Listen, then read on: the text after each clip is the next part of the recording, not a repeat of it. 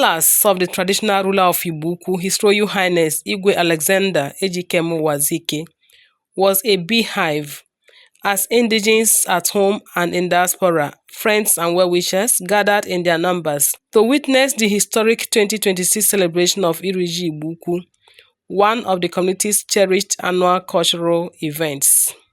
Held on Thursday, the 13th day of August 2026, the celebration attracted an unprecedented crowd despite the heavy rainfall. Earlier was a holy mass to herald the event.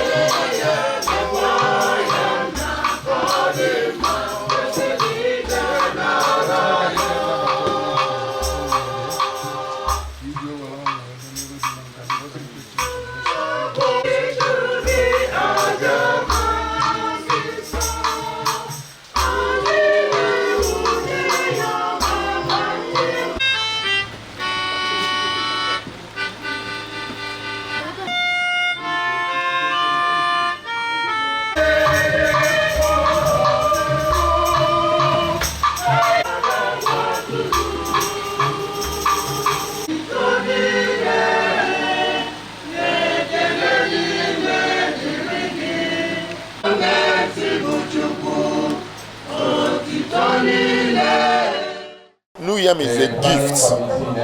Is a gift. Every nature is a gift of God. Every nature is a gift of God. So yam is a gift of God. Our festivals are also a gift of God. So it's important that we celebrate. When we are celebrating New Yam, we are celebrating the gift of God. The event officially began with the grand entrance and ushering in of the traditional ruler Igwe Ohazlume into the arena.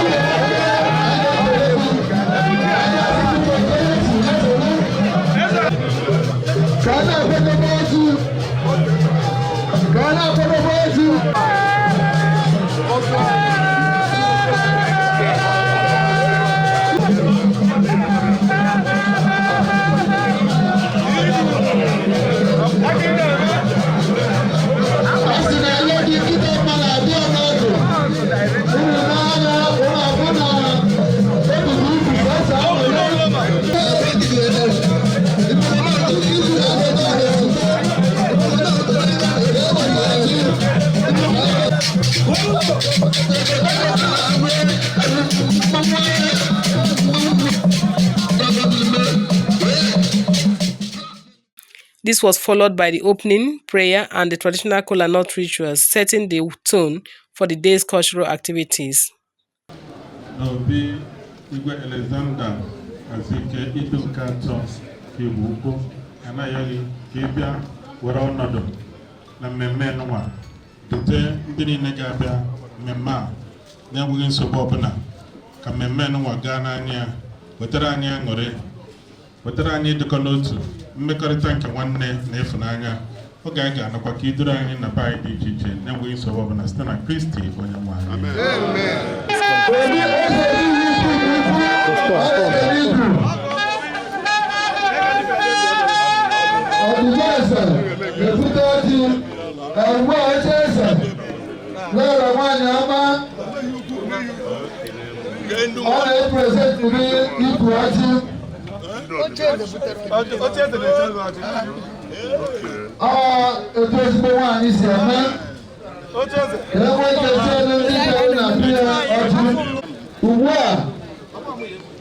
I got by the name of God.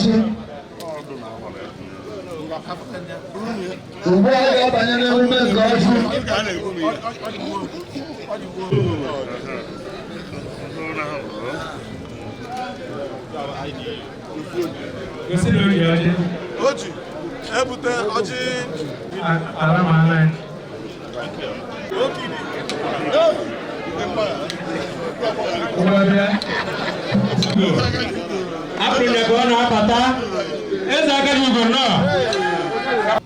Ọjị bụ onye ọbụla bụ onye Igbo ma onwe ya nye ya n'ọjị ochete ikpe Chineke ekpere. Eze Igboukwu na ndị enyi ha na ikwu na ibe na onye ọbụla ha na ndị Igboukwu na-emekọrịta ọjị a ka anyị ji asị ya daadị ekene na ibuli enu dịrị gị n'aha Jizọs. Biko onye nwere ụgbara n'ọnụ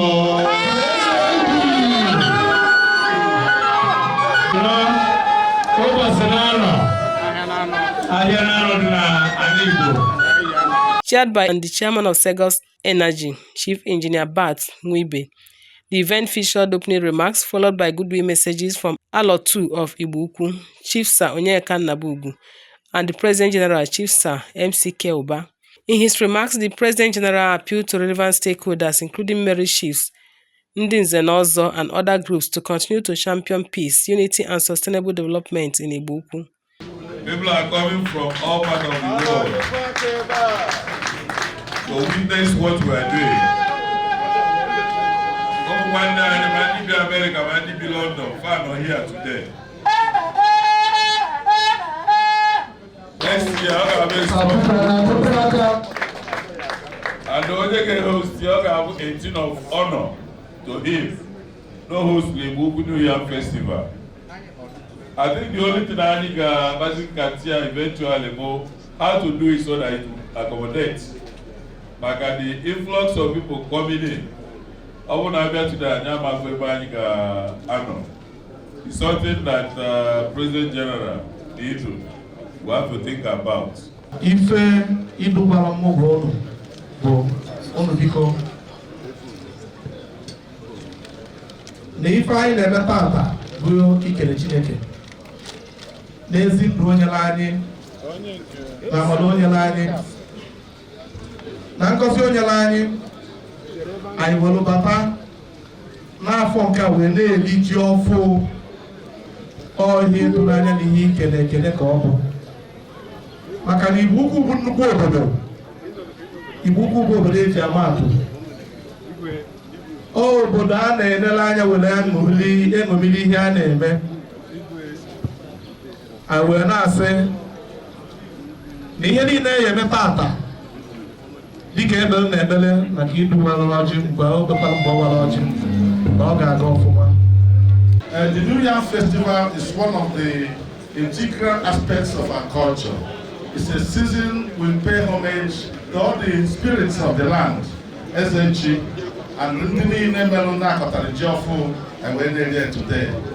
After today, after the Igwe of the community has done his part, the whole town will now begin their own. Love and support for our tradition we're here to do it with a unanimity of purpose, that all of us will be gathered here in the palace of our Igwe to celebrate it together, to cut the yam, and to give glory to God Almighty for a new season that we have just entered. Addressing the congregation of cultural enthusiasts, the traditional ruler, His Royal Highness Igwe Alexander Ejikeme Wazike, stressed the importance of preserving the community's cultural heritage and ensuring that the values handed down by the forefathers are sustained by succeeding generations. Nigeria, onye 18 years,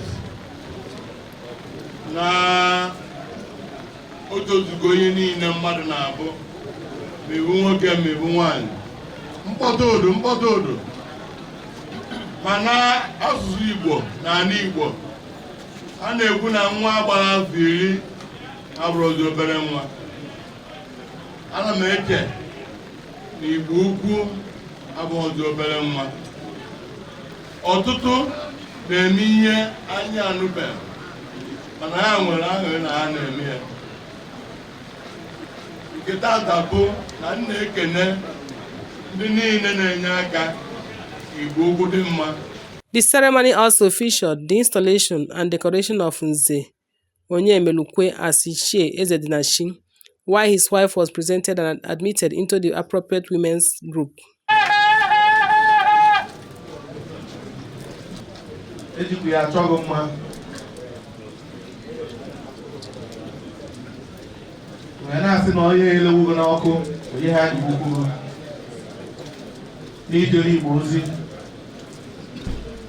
N'afọ Jizọs Kraịst bụ onye nwe anyị. Alo. Ichigbu n'ọzọ ịma ihe akụbe na-aga na nwa na mmụọ nsọ.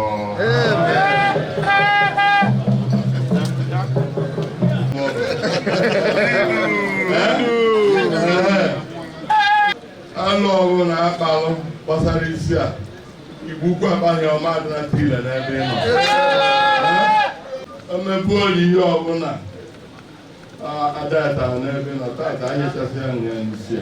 Wee na-ebu ezigbo okpu mmeri, ị ga-emeri ọnwụnwa niile n'aha Jizọs.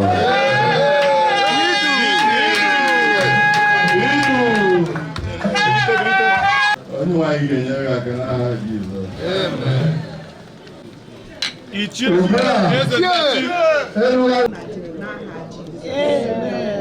Okay, na-asịkwa nke anụnwa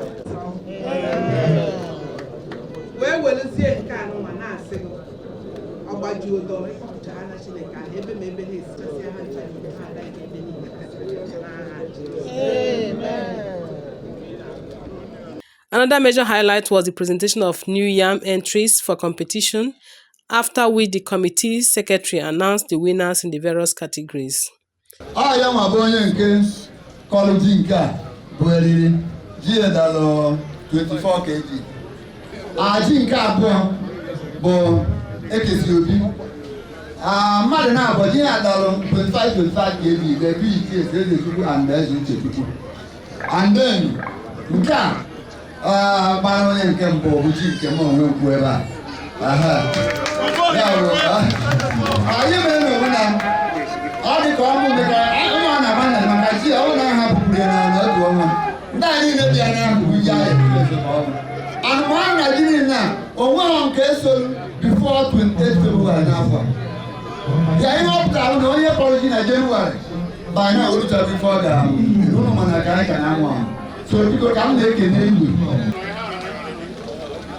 I have a consolation prize of 20,000 naira. Because they go 20,000. 20,000. What do you expect will be? We will have also won the prize of 200,000 more. Omega is the two. Only the price of 300,000 naira. Thank you, Kuzielu ife. Ime ife kuzielu. Ebe etinyelu ji a. Ife egwula na ya bụ 4 feet by 4 feet by 4 feet. And etinyelu ezigbo manure. Animal feces. Ife egwuelu ya. Fertilizer adara ya. So all indigenous fertilizer can eat it. One, it needs early planting, it needs labor, it needs closeness. The moment you plant your yam, if you leave that place 1 month, you lose the yam. It needs constant visitation, weeding particularly. So the moment you do it, you are going to get something that is greater than this very one. Then came the main business of the day, the traditional cutting, an official declaration of the eating of the new yam by the traditional ruler. Maka edekọrọ Igboukwu na n'ọganihu na mmekọta nwanne na nwanne wee na-ekwu na ji a anyị kọrọ n'afọ a n'omere ofuma awere anyị Chineke nke anyị aka ọbụ ọzọ ga-akacha mma.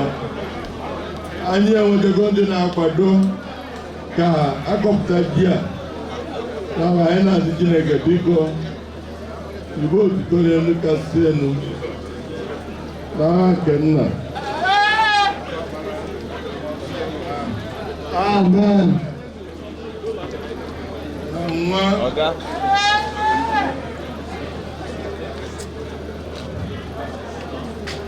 Someone saw. Dan below you. Order.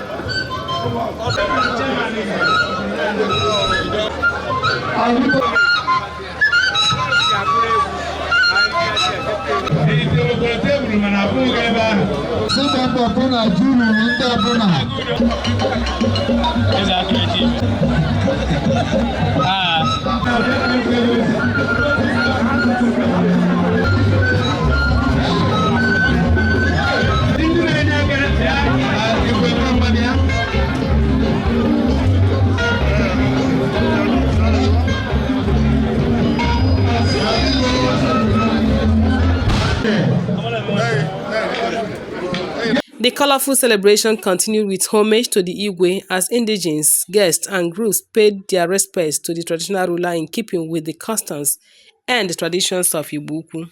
The cabinet members again.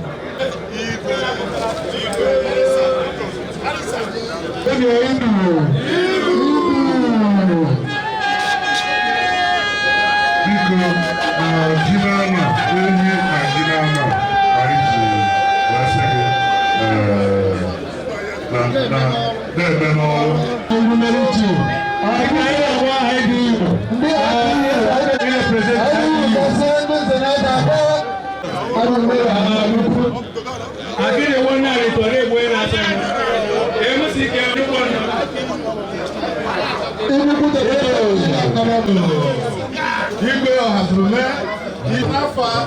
development union.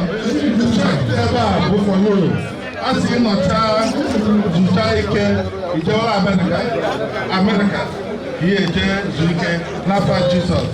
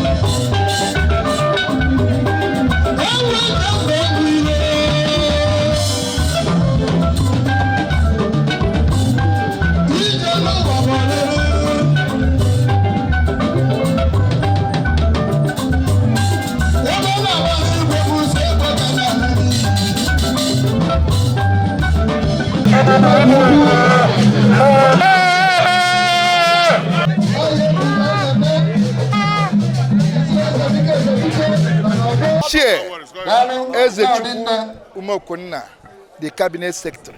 Great, it has always been great. It's a festival of Thanksgiving. Igboukwu is united, Igboukwu is peaceful. So we are celebrating peace, we are celebrating unity, we are celebrating progress. And we are praying for God's abundant blessing. Igboukwu is the home of culture, and we have to uphold, support, and leave something for our future, for our children. Chief Rob Makire Ezife Aheje Jemba Igboukwu, and we wish that our subsequent generation will maintain and sustain that culture, because it is what being sustained. See that we appreciated a lot of farmers who have harvested extraordinary yams, and this is another way to let people know that food security can only be achieved when when everybody is involved in cultivation, in farming.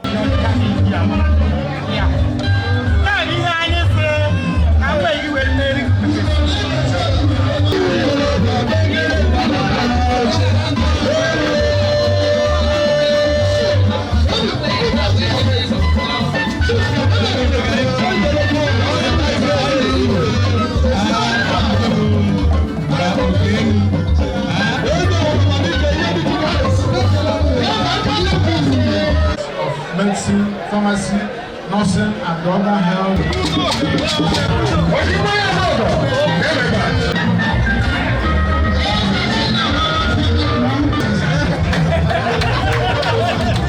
Ike Chukwu Ezechiedo Ezife abata na Igboukwu 2026 anọ na ya New Yam Festival ka anyị bịa ọ ga-adịrị anyị mma. Prince Obike, Ngo Village. My wife here is Veronique. We both live in Belgium, but we came back because we wanted to experience the New Yam Festival. This will give me the opportunity to know more about the Igbo culture and about this seasonal festival. And so it's my 10th time in Nigeria. My name is Chief Engineer Ezechiyelugo Nnamdi Ifeako, Ordo 3 of Igboukwu. My name is Chief Sir Onyekachukwu Nnabugu, the Outlaw 2 of Igboukwu Asian Kingdom. The things that we planted, we have harvested, and we are celebrating it in today. So it's a great day for us, and we thank God for giving us the grace of life to witness yet another New Yam Festival. The 2026 Iriji Igboukwu celebration thus provided another opportunity for the people to celebrate their agricultural heritage, strengthen community bonds, and reaffirm their commitment to preserving the rich cultural identity of Igboukwu. Muabu Chief Sir Dr. M.C.K. Oba, Ezakajogo Igboukwu, and President General of Igboukwu Development Union. This one is community specific. It's not for all the other communities. Unlike yesterday's one, which was a pan-Igbo affair. But this New Yam Festival is being organized by Ndi Igboukwu for Ndi Igboukwu. And it is a sign of a new season. Our Igwe has to perform it first before all of us now we begin to participate in the consumption of the New Yam. I'm Chief Dr. Azubike Ezife, an obstetrician gynecologist, retired. There's a very important saying that after you've done all your traveling and everything else you've done, you come back where you started and know the place for the first time. It's time for us to get back to our roots. Emmanuel Aziz, just Emmanuel Igboukwu. Igboukwu dị kumumma. PG na chukwu anyị, bụ digital PG. I like it, so I need full support. Like Igwe ba bụ Igwe ọlọzuru mee. Anyị ncha chiri Igwe, so I like it. So achọ ihe eme ka Igboukwu na-aga n'ihu. Idu bụ onye nke anyị ka ọ bụ. Ịghọtara. Igwe ọhazuru mee ka ọ bụ. Then the PG, both my very good brother and ally. So I name all these things in there. I make support his administration. And all the things I name in Igboukwu, both Miriji, Mambwemelo, Abara Ofala, all unity of Fala. We are doing all these things in order to bring the town together.